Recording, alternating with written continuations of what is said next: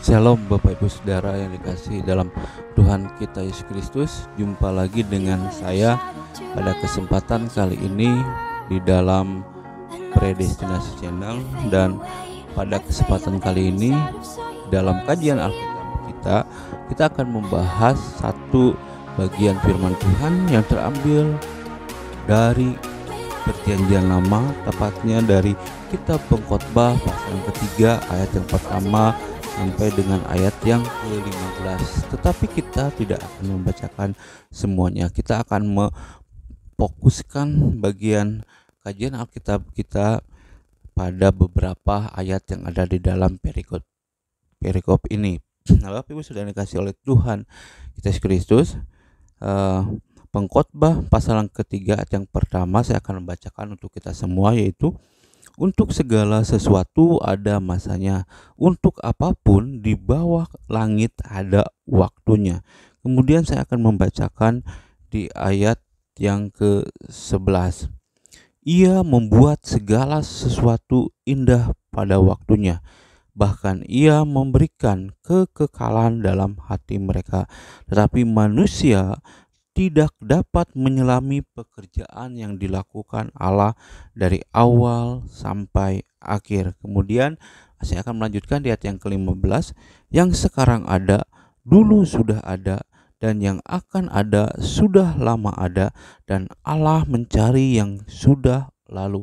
Nah, Bapak Ibu Saudara yang dikasihi oleh Tuhan kita Yesus Kristus, pada kesempatan kali ini di dalam kajian Alkitab kita, saya akan memberikan tema, yaitu segala sesuatu indah pada waktunya. Di dalam bagian firman Tuhan pada kesempatan kali ini dikatakan bahwa segala sesuatu ada masanya. Baik, untuk apapun di bawah langit ada waktunya. Di sini dikatakan ada waktu untuk lahir, ada waktu untuk meninggal, ada waktu untuk menanam, ada waktu untuk mencabut yang ditanam, dan sebagainya. Bapak Ibu Saudara, kalau kita melihat kitab Pengkhotbah merupakan salah satu kitab yang termasuk ke dalam kitab syair yang ada di dalam Perjanjian Lama. Dan kitab Pengkhotbah termasuk ke dalam jenis sastra hikmat yang mengandung refleksi terdalam terhadap penderitaan manusia dan yang sering hidup dalam skeptis. Artinya apa itu skeptis, Bapak Saudara? Skeptis artinya orang yang tidak mempercayai orang lain selain dirinya. Nah, kitab Pengkhotbah berisikan hal seperti ini. Nah, Bapak Saudara yang dikasih oleh Tuhan kita Yesus Kristus, untuk kita bisa mengerti dan memahami maksud daripada isi daripada kitab Pengkhotbah, kita harus melihat dan mengerti terlebih dahulu jenis sastra yang dipakai oleh kitab Pengkhotbah ini, secara lebih tepatnya yaitu di dalam pasal yang ketiga. Kalau kita melihat di dalam pasal yang ketiga dalam kitab Pengkhotbah ini memakai jenis sastra hikmat spekulatif. Artinya apa? Artinya yaitu jenis sastra hikmat yang bersifat perenungan atau pikiran berupa monolog, dialog, atau karangan yang menyelidiki masalah pokok tentang keberadaan manusia, seperti kehidupan atau masalah penderitaan. Sehingga di dalam kitab Pengkhotbah kita bisa menemukan banyak sekali kata-kata yang muncul mengenai kata sia-sia. Mengapa kata sia-sia diulang-ulang di dalam kitab Pengkhotbah? Karena memang kitab Pengkhotbah seperti yang saya tadi sampaikan, bahwa kitab Pengkhotbah berisikan nasihat mengenai atau refleksi daripada refleksi yang terdalam terhadap penderitaan yang dialami oleh seorang atau yang dialami oleh manusia. Nah, Bapak Ibu Saudara yang dikasih Tuhan kita Yesus Kristus.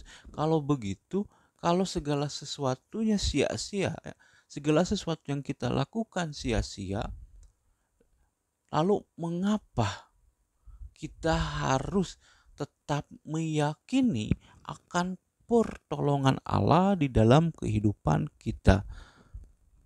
Kalau segala sesuatu yang terjadi di dalam kehidupan kita adalah sia-sia. Nah, Bapak Ibu Saudara dikasih oleh Tuhan kita Yesus Kristus, walaupun segala sesuatu tampaknya sia-sia di dalam kehidupan kita, tetapi penulis kitab Pengkhotbah menekankan di dalam ayat yang ke-11 bahwa ia membuat segala sesuatu indah pada waktunya.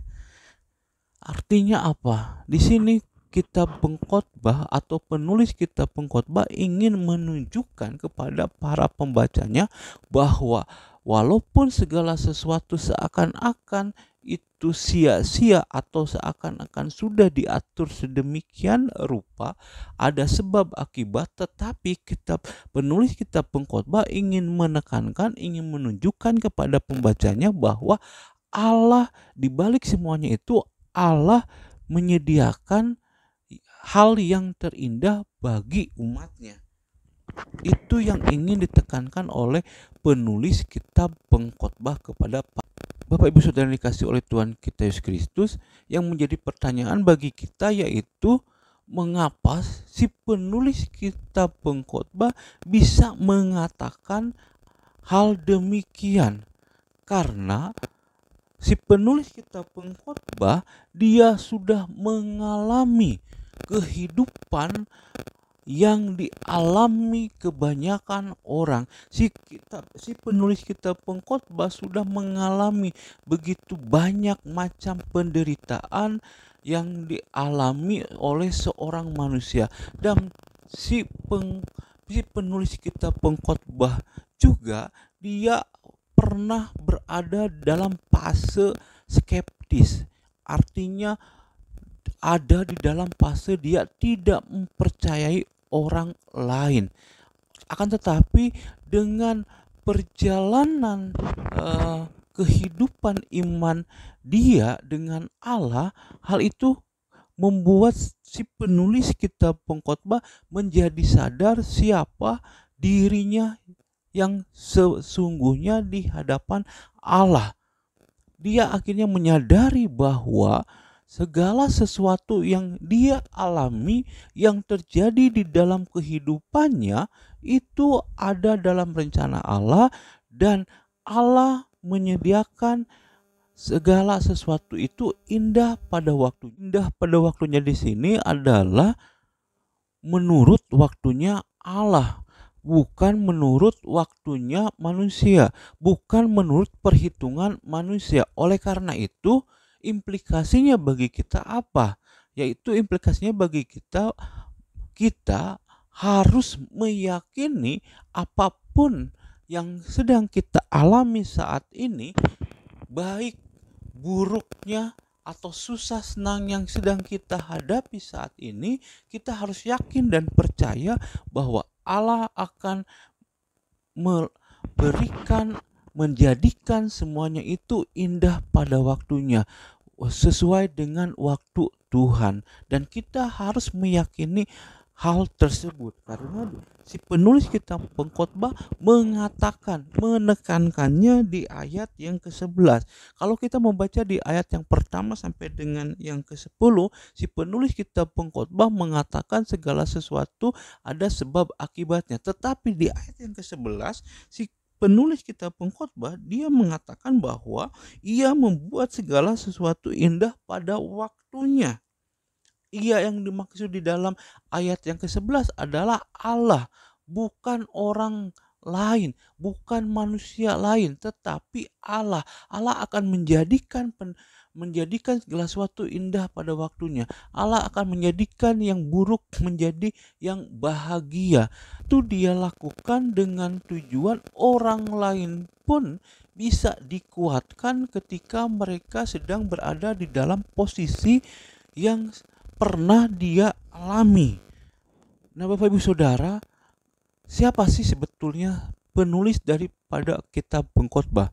Banyak para penafsir yang mengatakan bahwa penulis kitab Pengkhotbah adalah Salomo atau Raja Salomo itu sendiri. Kita tahu bahwa kehidupan Salomo itu begitu luar biasa. Salomo diberikan oleh Allah hikmat yang luar biasa, karena memang ketika awal dia memimpin atau menjadi raja atas Israel, Salomo tidak meminta hal lain. Salomo tidak meminta kekayaan ataupun yang lain, tetapi Salomo meminta kepada Allah supaya Allah memberikan hikmat kepada dia. Tujuannya apa? Tujuannya supaya Salomo bisa menjadi pemimpin yang adil bagi rakyat Israel pada waktu itu. Akan tetapi di dalam perjalanan kehidupan Salomo juga mengalami yang namanya jatuh bangun.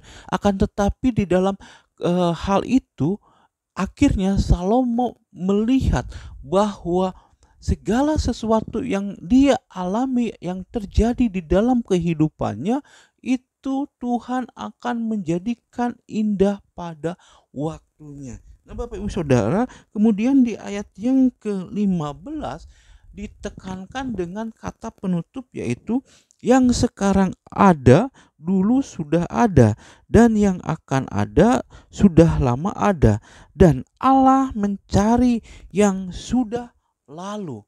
Artinya apa? Segala sesuatu yang kita anggap baru, di dalam ayat yang ke-15 ditutup dengan satu pernyataan bahwa segala sesuatu yang terjadi di dalam kehidupan ini atau di dalam dunia ini itu bukanlah suatu yang baru bagi Allah, karena apa yang dianggap baru oleh manusia itu sudah ada sebelumnya, dan segala sesuatu itu ada dalam sepengetahuan Allah.